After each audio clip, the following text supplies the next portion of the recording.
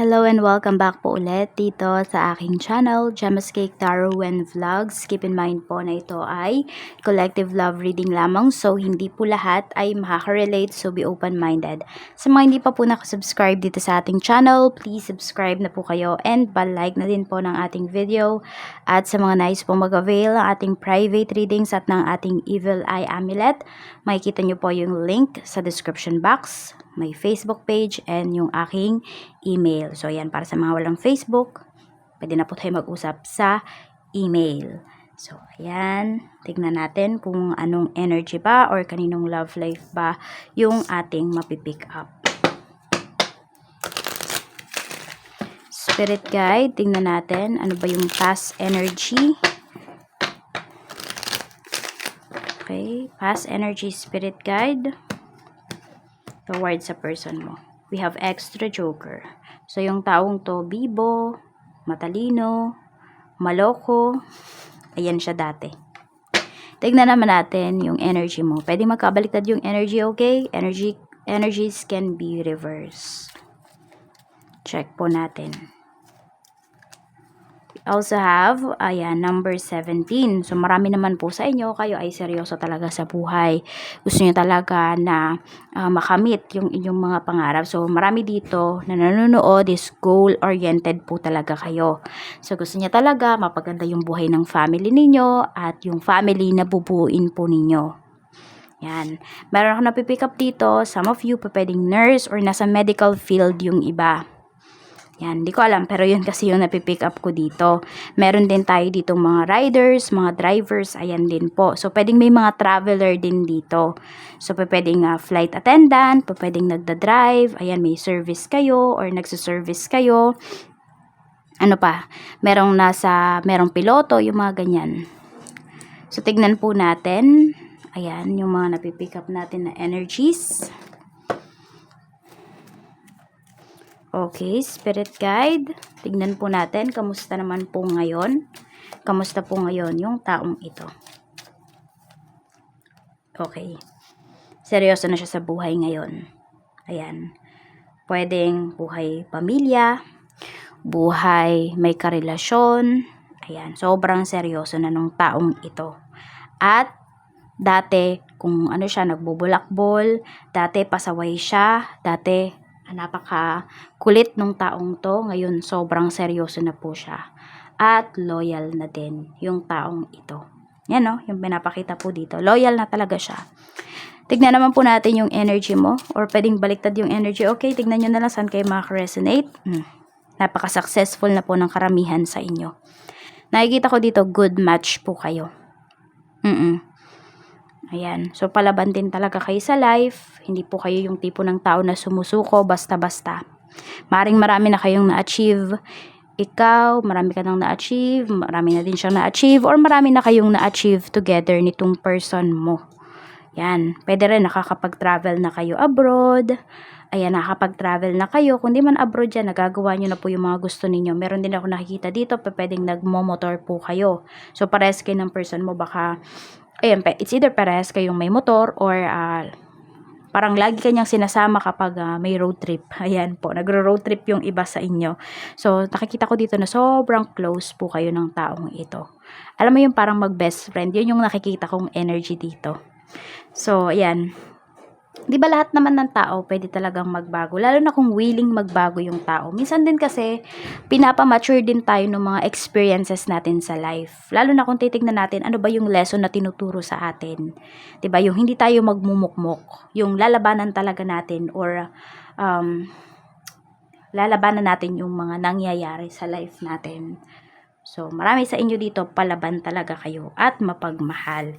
Tignan po natin, okay, pwedeng nagtutulungan kayo dito ng person mo.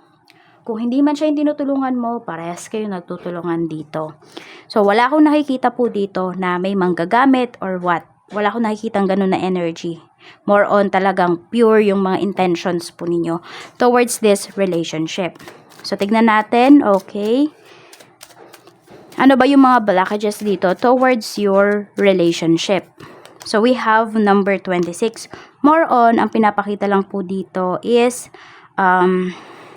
na ano ba, na ano to, na blockages is mga friends. Ayan. So, sabi ko nga sa inyo, 'di ba? Ituring ninyo or yung iba dito tinuturing nyo talaga na mag-best friend yung isa't isa. So, mas maganda po 'yon na kayo na lang ng person mo yung talagang magturingan na as best friends. Kasi po may mga kaibigan kayo dito lalo na sa side ng babae. Ayun yung pinapakita. Maaaring may mga friends kayo na pinaplastic yung karelasyon po ninyo.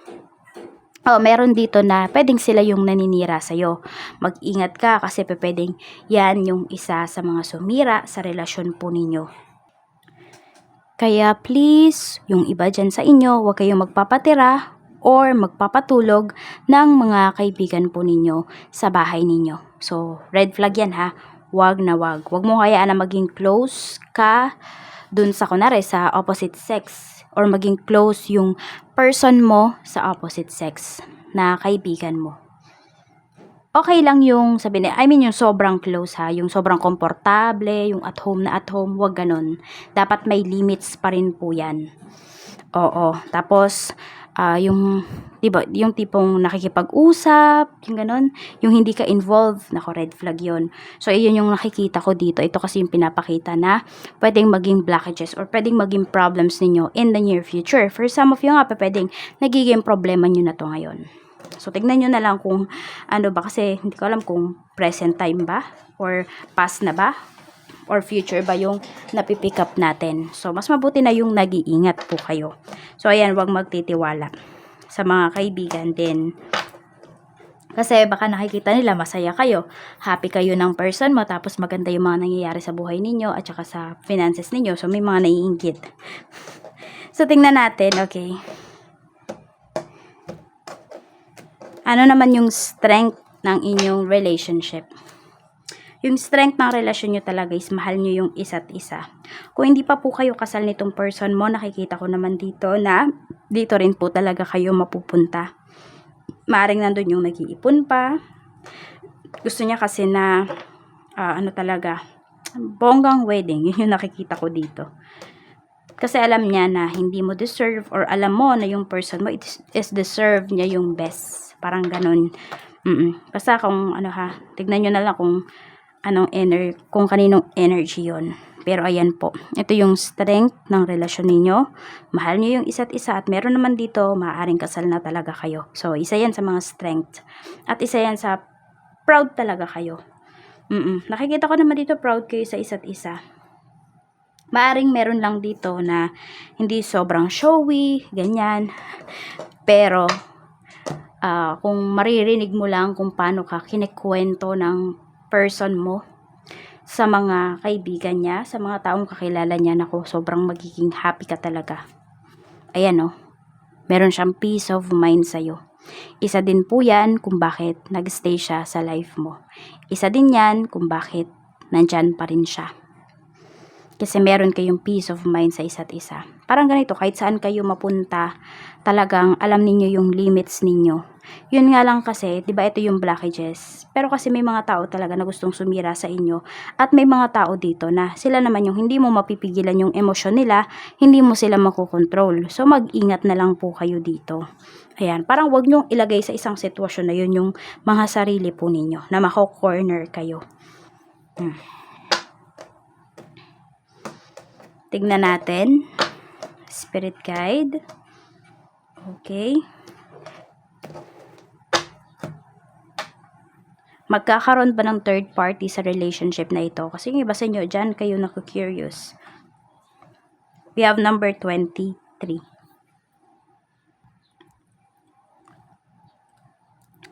Number 27. Mga friends mo talaga yung pinapakita dito. Okay. So, hindi ko alam kung meron bang anak yung person mo. Mas nauna pa to sa'yo ha. Pwede yun lang yung nakikita ko dito. Kung hindi ito friend mo or friend niya, maaring sa past niya to, yung taong ito. Pero hindi na siya magiging hadlang. Nakikita ko lang kung meron silang ugnayan, kung merong anak dito. So, baka kasi may single mom or single dad po dito. So, yun lang yung nakikita ko na magiging dahilan ng pag-aaway po ninyo. Pero kasi nag-uusap lang naman yung dalawang tao na yun or yung person mo at saka yung taong yun dahil sa anak po nila. Yan, kung meron ha. Pero kung wala naman, wala akong nakikita dito. Kasi pinapakita naman po dito na loyal yung person mo. Yan. So actually, hindi naman siya third party na sasabihin natin na manggugulo sa relasyon ninyo. Meron lang silang mga pag-uusapan. Ayan po. Dahil nga kung meron nagko-connect sa kanila, kung merong anak. Tingnan natin kung ano ba yung reminder sa'yo ni universe towards this relationship. Sabi dito, King of Winter, knowledgeable, experienced, fair-minded, and emotional. Get advice from someone professional and objective. Public speaking and emotional relationships. Ayan po. So, sinasabi lang po sa'yo dito na, yun nga, kapag may nakita ka na sabihin natin, wag agad-agad magseselos. Ayan. Yun yung sinasabi sa inyo dito. Maging matalino daw po kayo pagdating sa relationship na ito. At wag din naman laging puro emosyon yung papairalin ninyo. Minsan kasi kapag puro emosyon yung pinapairal natin, nagiging ano talaga tayo. Alam mo yun, nagiging narrow-minded tayo. So yun yung sinasabi sa inyo dito ni universe. Ayan. Mas kilala nyo daw yung person ninyo towards sa ibang tao. Kaya sa person nyo kayo magtiwala. Matalino daw kayo. Sinasabi dito. So, marami sa inyo dito ay air signs, Gemini, Libra, and Aquarius. Marami din tayo ditong cups, water signs, Cancer, Pisces, and Scorpio. Tapos, meron tayo ditong fire signs, Aries, Leo, Sagittarius. So, parang all signs naman nandito. Oo. So, ayan lang po. Maraming salamat at mag-wish na po kayo dito sa ating wishing candle towards sa inyong relationship. Kahit ano man po yan, wish nyo na po.